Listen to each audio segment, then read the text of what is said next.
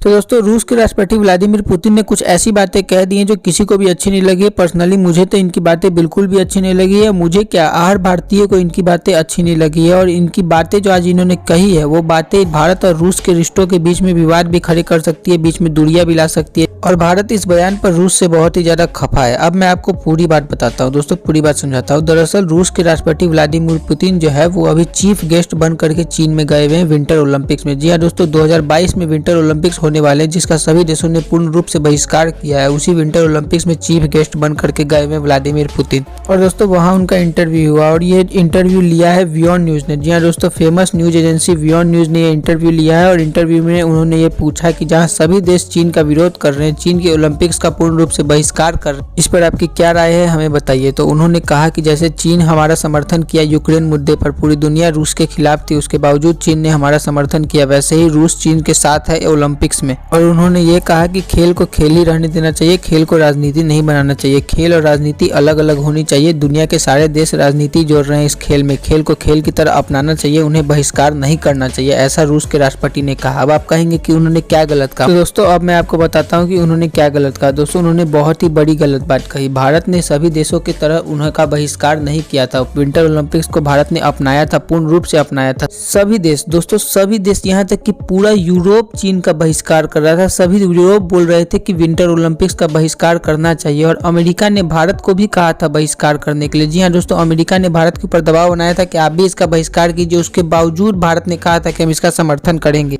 भारत ने भी दोस्तों यही बातें कही थी। भारत ने भी यही कहा था कि खेल अपनी जगह होनी चाहिए, राजनीति अपनी जगह होनी चाहिए। जो भी बातें आज व्लादिमीर पुतिन जी ने कही है वही बातें आज भारत ने भी कही थी। लेकिन दोस्तों चीन ने अपना दोगला रवैया दिखाते हुए उस कमांडर से विंटर ओलंपिक्स की मशाल जलवाई जो कि गलवान के हिंसा में शामिल था। जी हाँ दोस्तों, गलवान के हिंसा में जो चीन सेना का जो नेतृत्व कर रहा था उस कमांडर से उन्होंने विंटर ओलंपिक्स की मशाल जलवाई, ये मैंने अपने पिछले वीडियो में भी बताया था। और रूसी राष्ट्रपति ने इशारों ही इशारों में आज भारत को यही बात समझाई है कि आपने जो बहिष्कार किया है चीन विंटर ओलंपिक्स का वो सही नहीं किया। अब आप बताइए दोस्तों, क्या हम गलवान में जो हुई थी हिंसा उसे भूल जाए? गलवान में जो हमारे सैनिकों ने वीर गति को प्राप्त किए थे उसे भूल जाए, या गलवान में जो हमारे सैनिकों ने गर्दन तोड़े थे चीन के उसे भूल जाए? भारत कुछ भी कर सकता है, कुछ भी सह सकता है, लेकिन अपने सैनिकों का अपमान नहीं सह सकता है। जो हमारे सैनिक जो वीर गति को प्राप्त किए थे उसे भारत कभी नहीं भूलेगा। भारत उसके बदले के लिए कुछ भी करेगा। लेकिन भारत की इस बात को आज शायद व्लादिमीर पुतिन नहीं समझ रहे। उन्होंने दोगला रवैया दिखाते हुए पूरी तरह से चीन की गोद में जाकर के बैठ चुके हैं। विंटर ओलंपिक्स में चीफ गेस्ट बन जाने के बाद व्लादिमीर पुतिन ने पूरी तरीके से चीन का गुणगान गाना शुरू कर दिया है।